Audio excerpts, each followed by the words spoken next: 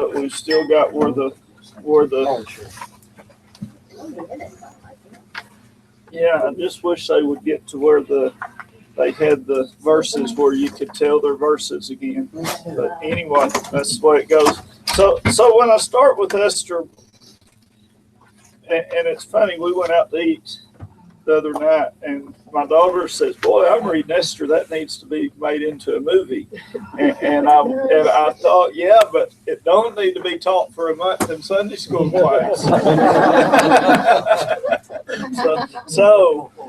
I have always said and always found, though, when we have these lessons and stuff, it is a good book. It's just what in the world you got to talk about. But I've always found God has that plan too. So I'm sure we will have good lessons. But, Esther is, it's kind of a funny thing because it's about genocide, basically. That's what it's about. And why God does that and stuff and how you justify it. I mean, I just was thinking with Eddie that here is what we call a Christian society, we think we are prejudiced against, not helping whatever people like him who was sick and now can never get any kind of aid from anyone, especially if he tries to work or tries to do anything. I mean, he could get on Medicaid, but how do we get that? And then at the same time, then we have all these groups of people that have nothing wrong with them that we're supposed to not judge or whatever. I laugh, or I won't say laugh, Modern Family. I was just seeing a quick commercial the other day, and I don't know if y'all watched that, but a couple of the people that are a gay family and they raise a kid, and it's just the funny thing, they had lost their kid in the car, and I just saw the commercial, but they say, well, he's called someone and he says, well, we've lost our kid in a car and people are judging us. Well, So what was the Bible commercial judged them about? way The before movie. that. But that's where it was. Again, people are saying bad things about us. Well, but that's what I think we're going to talk about with Esther here is how does it get to the point of genocide, whatever, but then also, do we do that same kind of stuff here?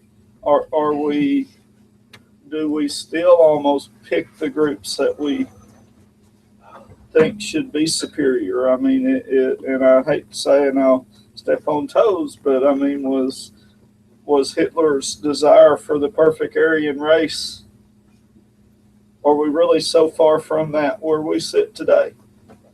And I will say the Jews were to be extinguished, but were they so far from wanting to extinguish other people if they could have?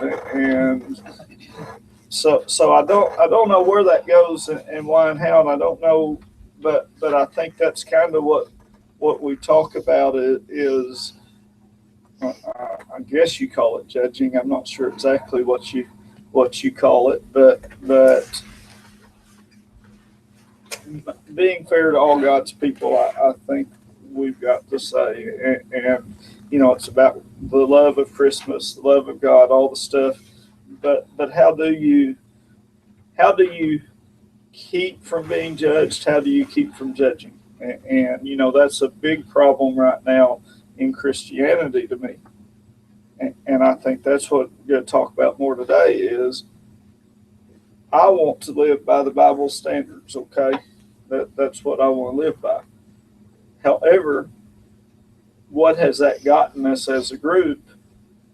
Well, we're just hardened and don't have compassion and don't see and all, y'all are really a self-serving, selfish population. That's what the people outside see. Why is that? Why are us Christians known as that? Why are we Or are wrong as we? that, or why Yeah. do we feel that way? They have preconceived ideas about us. Mhm. You know, they have, if you're Christians, you're supposed to do this, you're not supposed to do this. And they watch us. We're not supposed to do Looking for a anything chink in the armor. Yeah. So, But isn't that what, wouldn't it be better if we did fail occasionally so they could see we were real people just like they are, except that we actually have somebody that will forgive us if we ask? Because if we were perfect, that's all they would do is look for a way to bring us down. now let's Not define, perfect, we were no. talking about this the other day. So who is they then? Unbelievers. So they then are jealous of what we have. They feel like we're judging them. They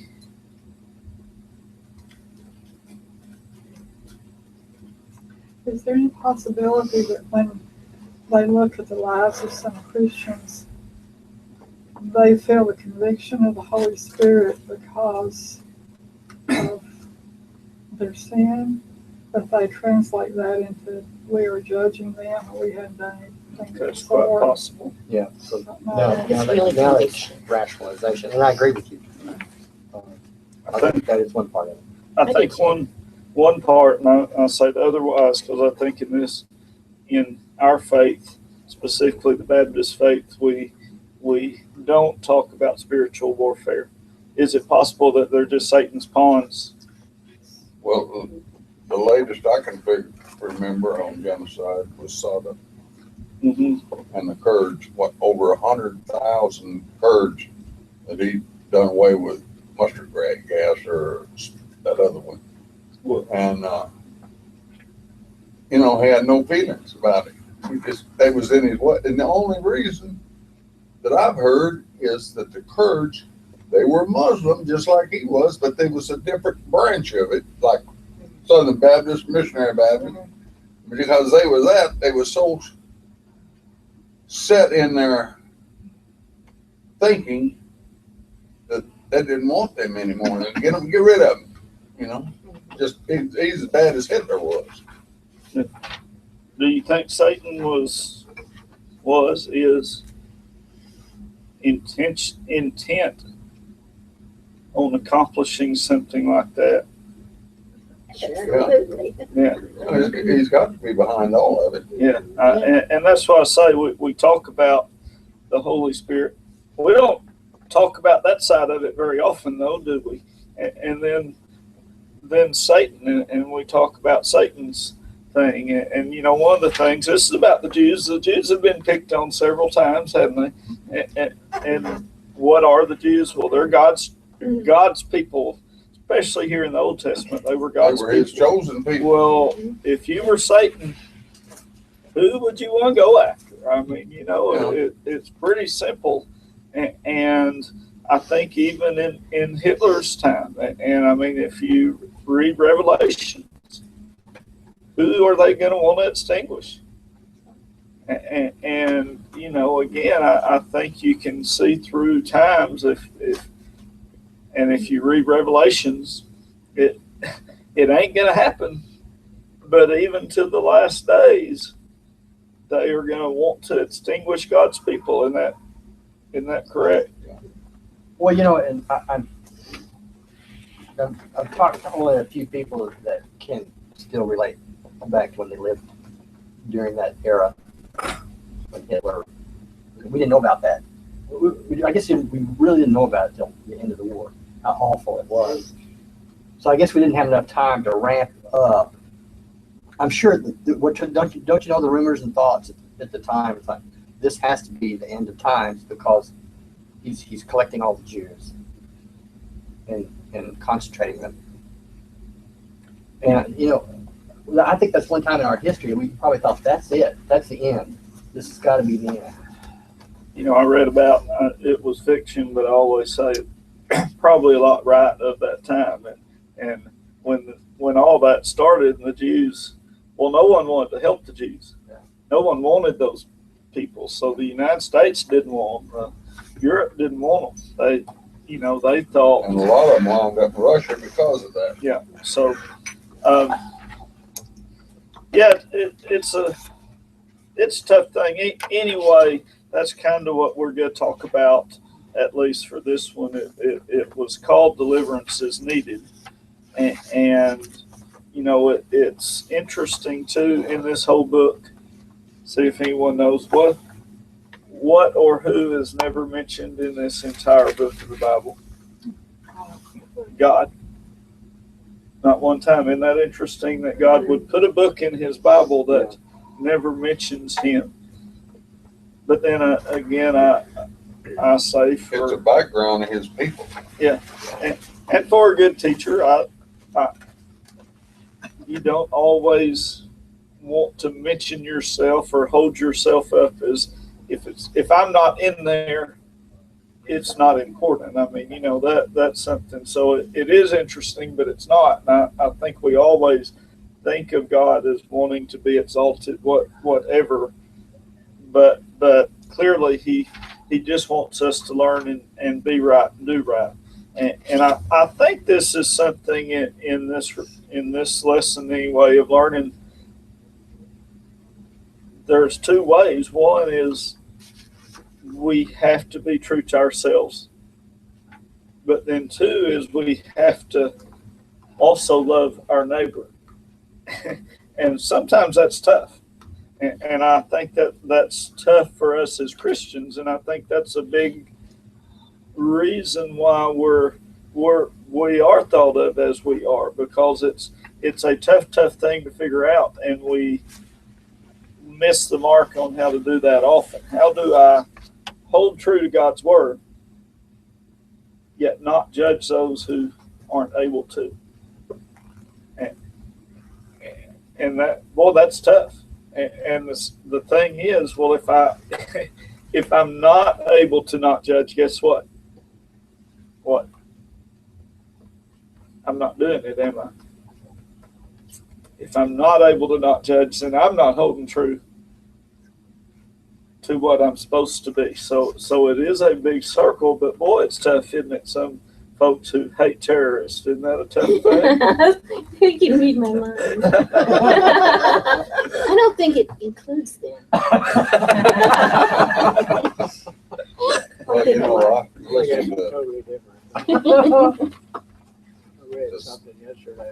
360 on my TV. It's Fox News, Mhm. and they had a general that was retired on this terrorist stuff. Yeah. He said, they're so filled with the devil. He says, and all right, he was lambasting the president's cabinet and stuff, for not handling them, but they're just letting them go. Right. And he said, this kind of people, he said, this evil will spread faster than you can stomp it out. Yeah. And, he said, just like Hitler, there for a while, he was going Jesse. And so, I have a question. Okay, are we supposed to define neighbor? Right? Who's neighbor?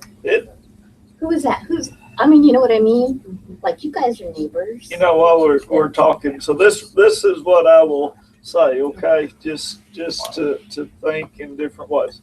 So when God sent us into the promised land, what did he say? He said commit genocide, didn't he? Everything. Kill them all.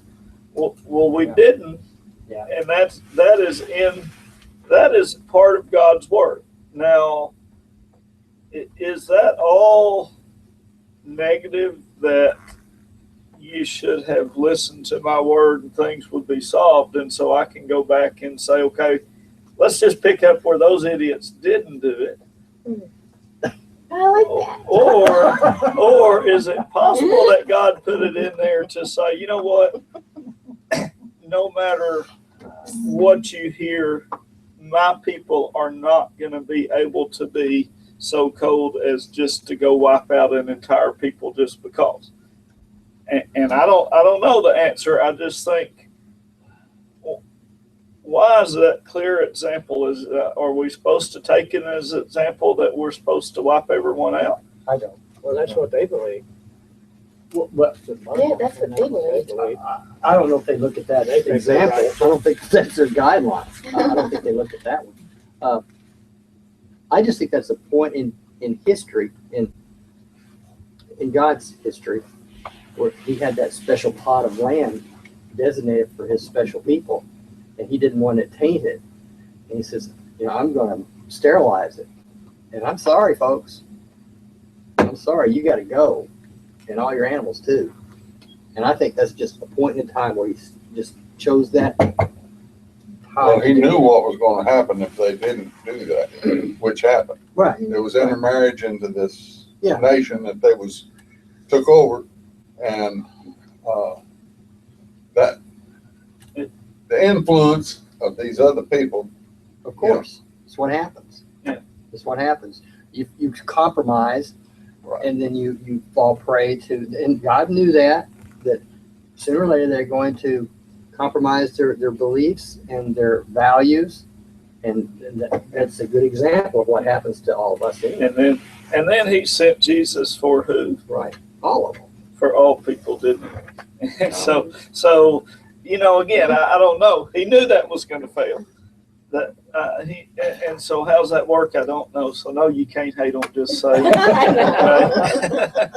Your church don't go to mine. Yeah, you can hate the way they are. I just don't Just like say. them. As long as you do it. Can I tell you, can I share what my prayer is for ISIS? You may. She's been Okay. praying a lot. Well, my prayer is that God will show his power and they will all totally, completely go blind.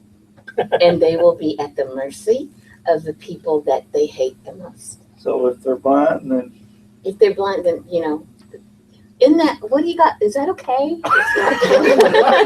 It's not killing them. You might want to ask God. I see, and I'm not praying that they get wiped out, just that they go blind. that's the thing, and I would say so. But God would say they're already blind. Yeah, I think this exactly. is the Yeah. thing, though, and Yeah. we're going to talk. Then we'll do the lesson. But so we're going to talk about staying true to yourself, do it in the right way.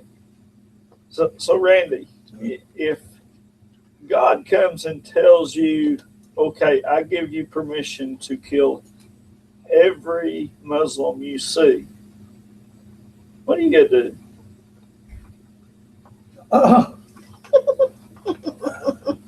It's going to be hard to do. It is, isn't it? Yeah. Because God has told me love those people, hasn't he?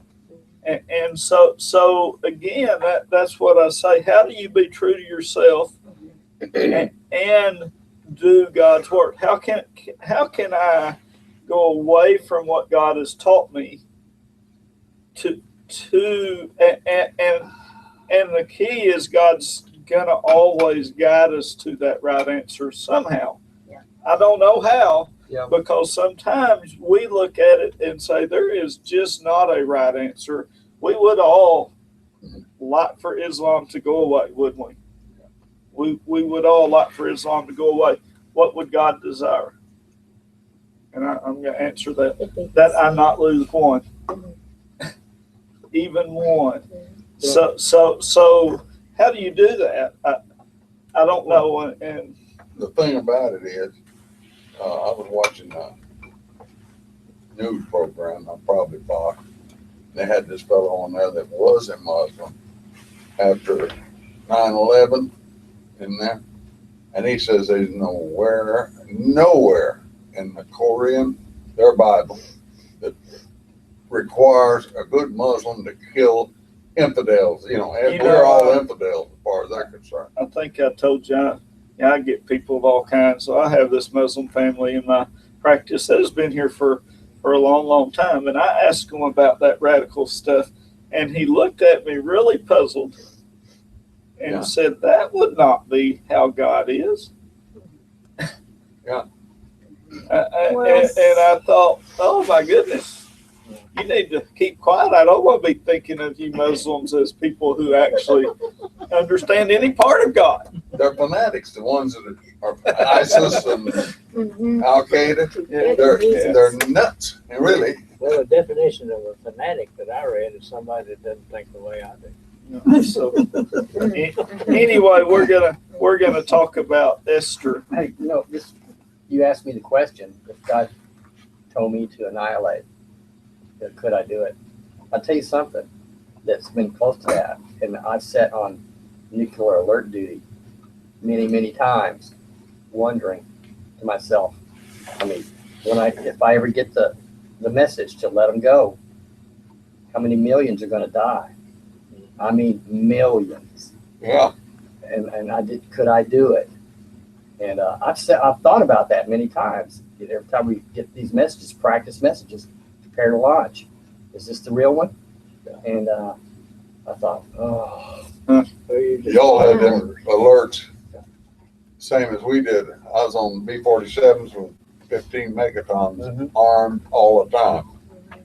And we was on 14 days straight when we called an alert, and it flew to everything on the B-47 52 is over the top. In about the northern part of Canada, something went wrong and they went down. And until they found that crew and found out what it was, there was a possibility it was a missile shot them down. And they kept us on stinky alert, I called it. You know, married people didn't have, she couldn't get on base with clothes. It was, you know, unless it was an emergency, the spouses and family couldn't get on there. Well, And Randy always had to know that he could launch the missile if he had to and kill millions of people. He'd be one of the few survivors down there. And that's in the what- asylum. that's the things we have to think about. What I want us to think about: how do we stay true to ourselves? How do we stay true to God? And So my prayer's okay, right? What's wrong with making people blind? You know, they could still be saved. They might be saved quicker if they were blind.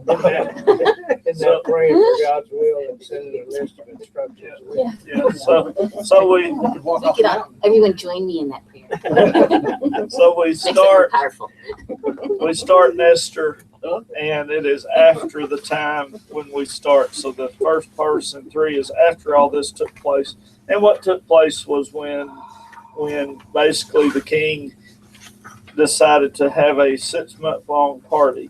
I'm going to go with Xerxes the first. It's a lot shorter than that other name. So he decided to have a 6-month long party, and somewhere in his revelings, he called down for the queen to come down and dance or something in front of all his drunk buddies, and she said, "I ain't coming down there." And so what happened then, he took a vote of all his drunk buddies. Well, then what should we do with her? And they said, well, just get rid of her. So he did. so I know it's not fun. yeah. And then Well, now he, you should tell why he said get rid of it. and then he picked a whole bunch of all his folks to gather up all the beautiful women and bring them in and let's try out and see who I want to be queen. And so he picked Esther as who he picked out of all that. So Esther was a Jew, did not tell them she was a Jew at the bequest of Mordecai. So anyway, that's where we are when we start this, I think. Is that right? Yep. Anything inaccurate there? So Esther 3:1-5, and this is called Mordecai honors God only. After all this took place, King Ahasuerus honored Haman, son of Hammedatha the Agagite. He promoted him in rank and gave him a higher position than all the other officials.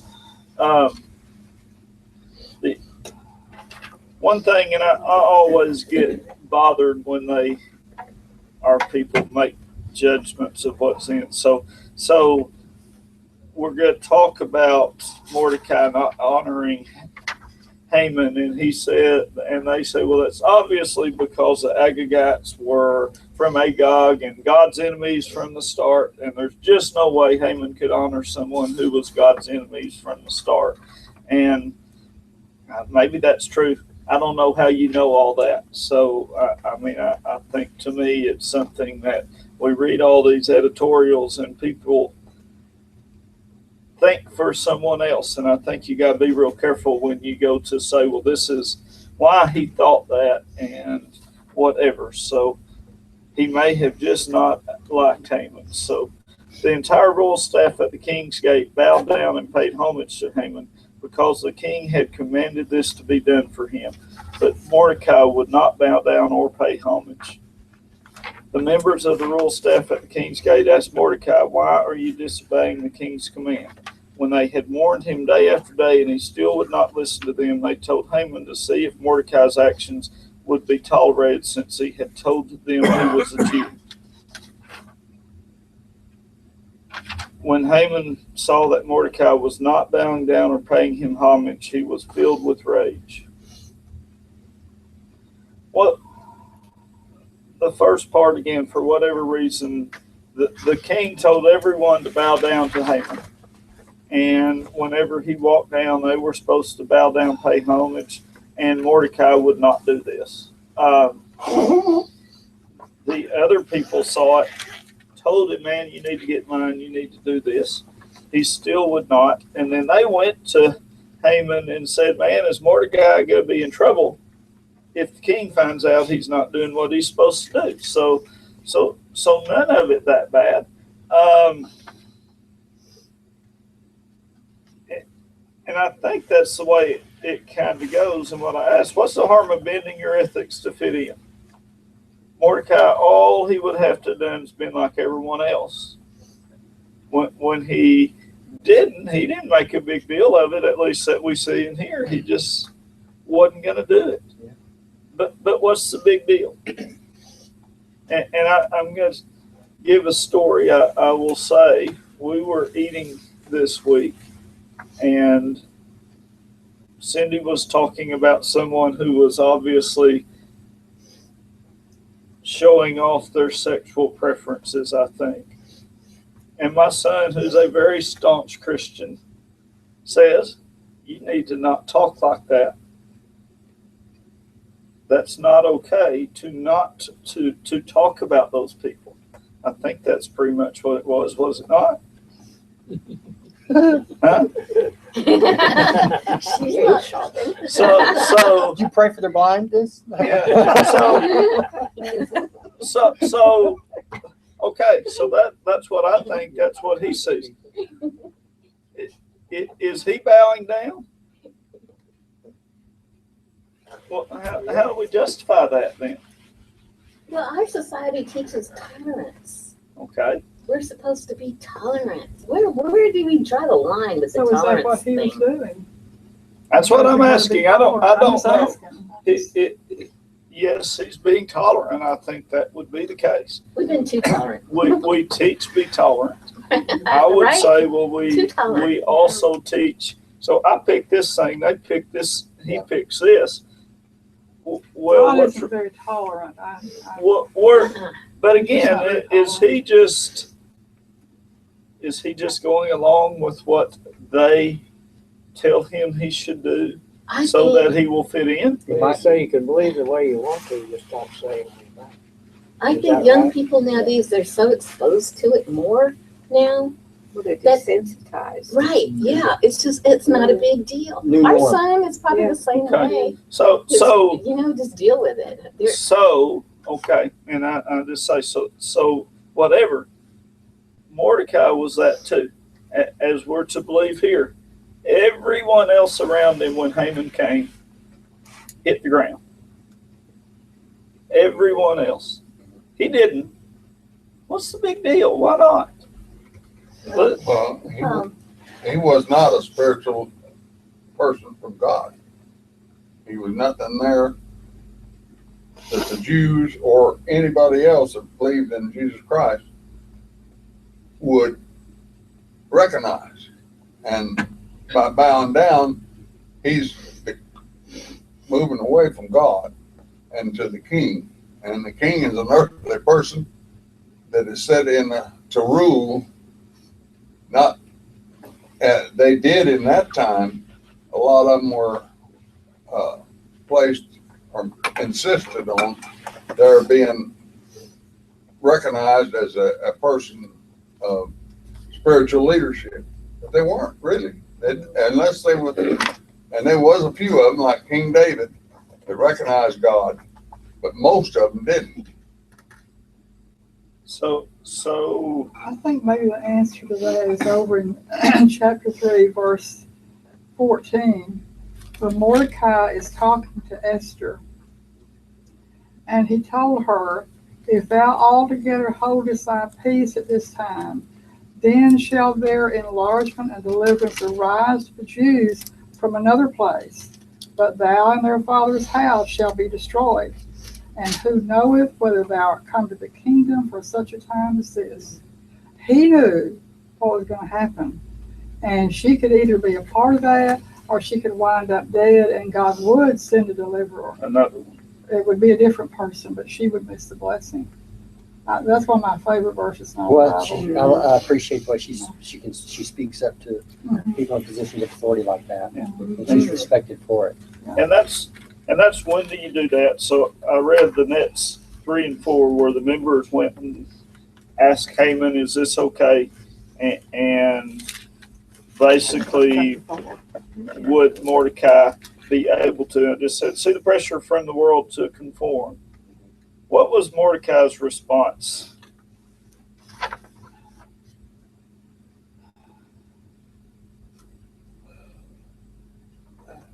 He just did his own thing. Yeah. He didn't change. Yeah. And what I put is just that his response was not to respond. Yeah.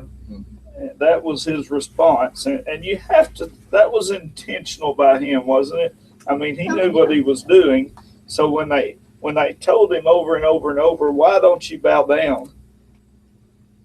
He could have said just, well, because you're not from God. Right. And if you ain't from God, I ain't bound to you. And that's that.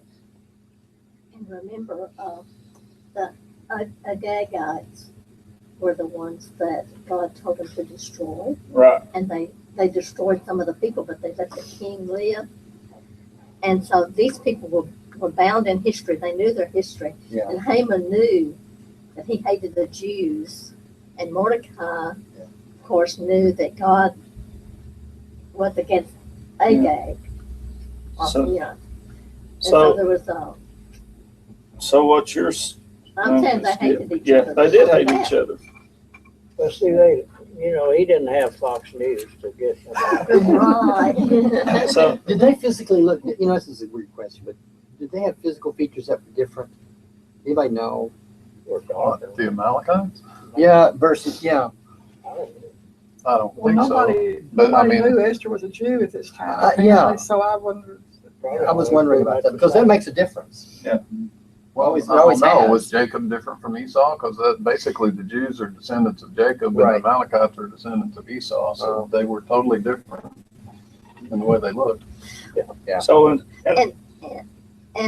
oh no. go ahead. No, go ahead. So anyway, again, it got back to Haman that Mordecai was not behaving, wasn't doing right. Mordecai stuck to his guns, I guess, which is to have no guns. And I think that goes back to the question I talk about with tolerance. When is tolerance tolerance? When should we rise up and make a stand for God? And so we're skipping ahead with what he told Esther, but that's okay. I don't even know. I don't think we're doing it because that was in 3 too. Wasn't it? That was in 4. I'm Okay, sorry. we I might got do the wrong that, chapter. but that doesn't matter. So at some time, we have to step up and make a stand for God and God's people, don't we? Mhm. But Should on the have done other, it 50 years ago. but on the other hand, here is a pretty good example of saying, don't try to change everyone else. Just don't join in. Mhm. And, Well, I don't and think he started that. I mean, he intentionally didn't do it.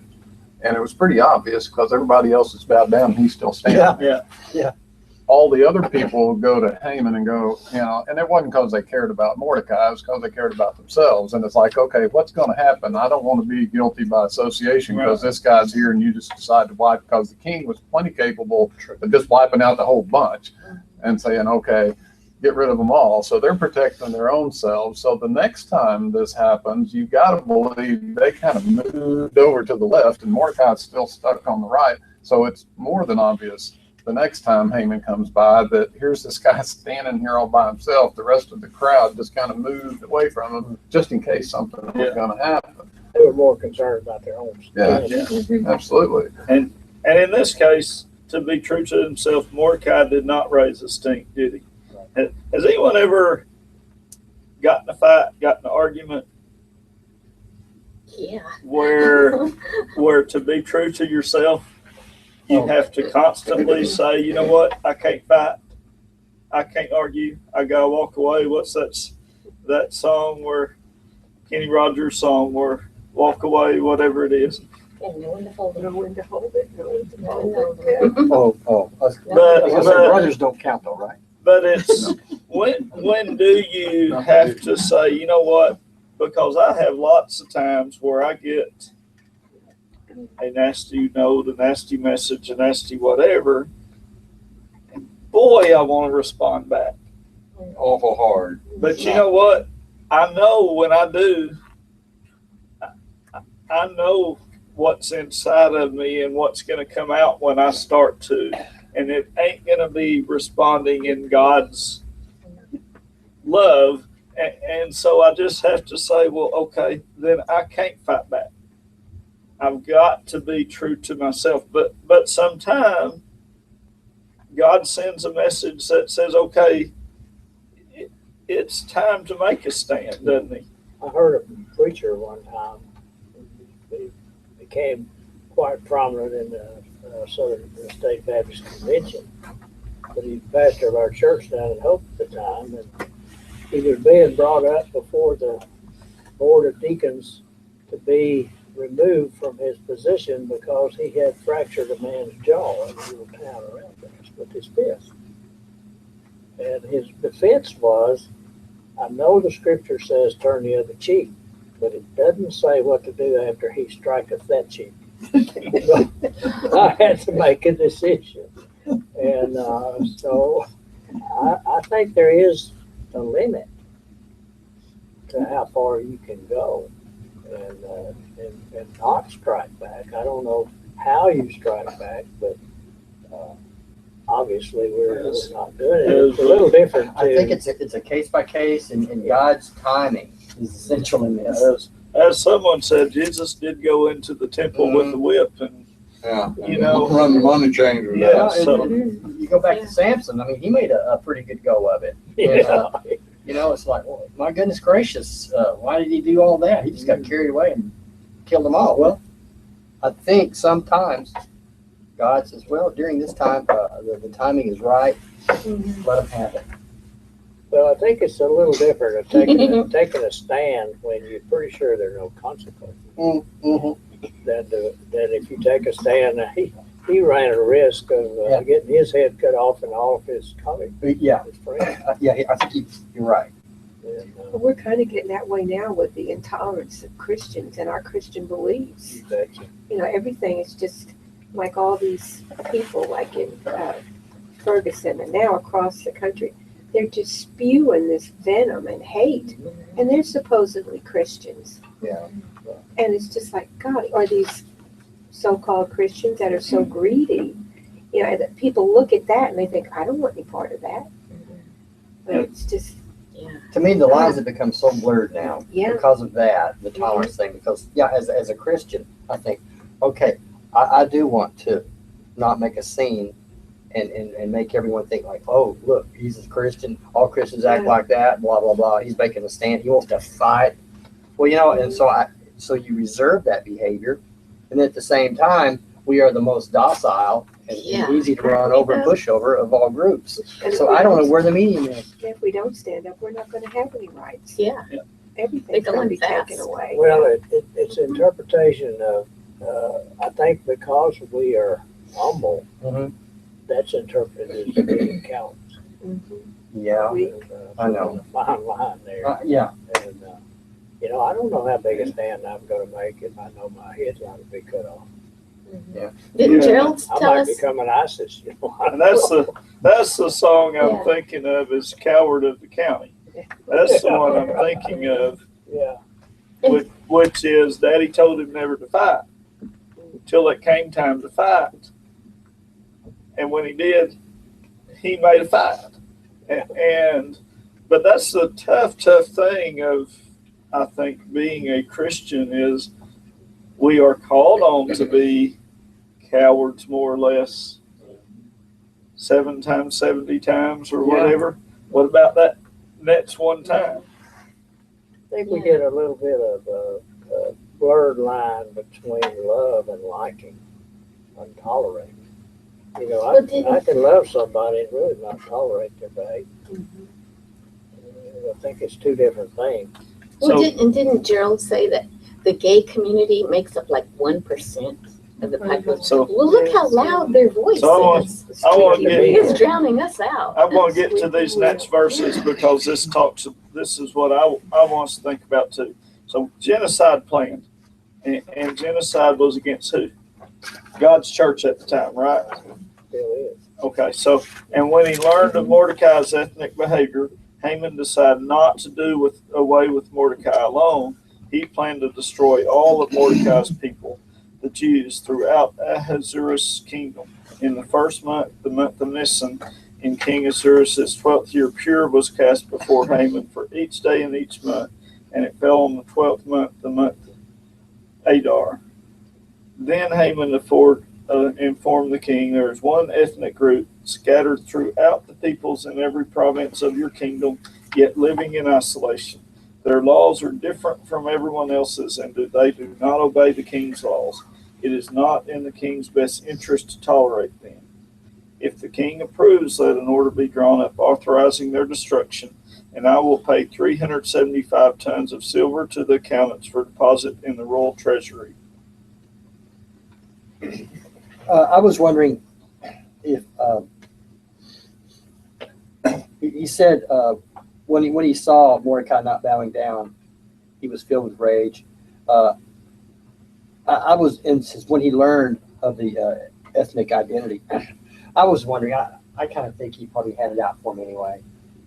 It wasn't just this one incident that caused a hatred towards this ethnic group. I think he probably didn't like them anyway. And this reinforced it. I mean, he may use one little example to try to destroy the whole population. Well, that'd be a weird thing, wouldn't it? Yeah. What I ask is, see how easy it is to try to destroy all of God's people. And why is that? Because they're different. We're asked to be different, aren't we? Yeah. We're asked to be different. Yeah. Is that the only reason? And they, well, of course they didn't. Well, they didn't fit in everyone else's idealization of behaviors and cultures and stuff. They wouldn't just fall into the melting pot. Like we have now. Yeah. Uh-huh. Have we? Well, maybe now we have. I think I don't know whether we're tolerating or we're just ignoring it and hoping it goes away. I think that's that same question we're dealing with, though. When do you make that stand? When do you say, okay, enough's enough? Yes, we are intolerant. And it's time that we stood up and stopped all these behaviors that we're being asked to be tolerant of, and therefore we're going to prove we're intolerant. And so it is a tough thing of we're asked to turn the other cheek. God isn't talking directly to us that we know of. So when is God going to come say, Randy, it's time to get rid of them all? We have to decide, and that's what is so tough is God tells us to be tolerant, doesn't he? But he's putting every one of us to fight or flight. No, he doesn't tell us to be tolerant. He just tells us to stand up for what is right, but let God do the let God do the judging. So when Jesus says turn the other cheek, not 7 times, but so He's what's talking he? about when people come to see you. The fact that we don't agree with these people, they're not hurting us. They're just going about their lives, Mhm. and we disagree with what they are, who they are, what they're doing. But I think we need to love them as people. Well, then how are you not being tolerant when we describe that? What do you mean?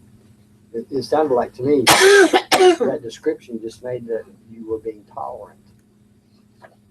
You think? That's the way I, Well, how do you be tolerant and stand up at the same time? well, Okay. And that's my question. I Now don't we're know, talking but you- about gays, but this could be about any Yeah, I'm other. not- yeah, Yeah, but any Yeah. unbeliever. The guy's family were not Christian. Uh-huh. There was only one brother and guy that were Christian and all of it. And so we have lived for all these years on the outside. mhm. We didn't do like they did, but we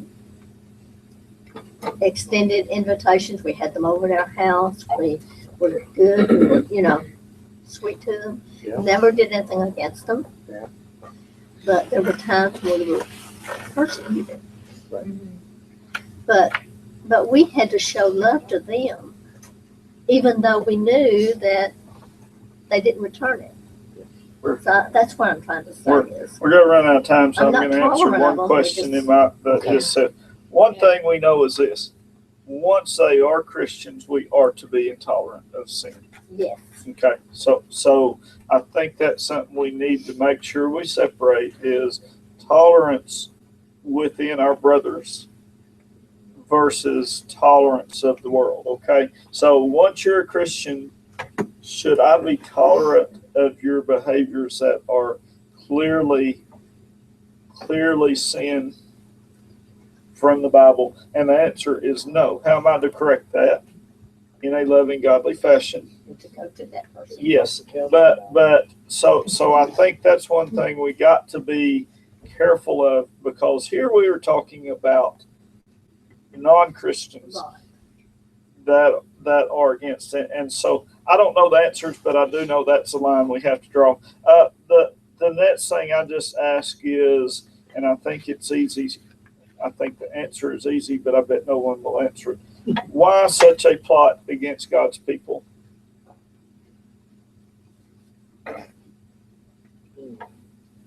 Well- When you look at the history of these people, go back to Agag and so forth, Yeah. they were God's enemies. Yeah, And so, well, but, and there's the answer, I think, because Satan wants it to be so. Yes, they're God's enemies. Why? Because Satan desires it to be so. So why plot against God's people? Because Satan can't plot against God. Because Satan's the prince of this world. That's right. But he can't harm God. But who can he That's harm? right. He can harm us. He can harm us. And I think that's just a huge thing we have to remember. Are we always going to be persecuted? Sure. In We this are, world, because yeah. Satan wants us to die. Yes, in this world you will have troubles, but what? Take heart, I have overcome the world. He's our big thorn. I gotta ask, so how many of y'all could recite all those verses this morning? Don't look at me. I do. I could, I know this one. she could, 2 of us. Let's have better next year, okay? So it is hard.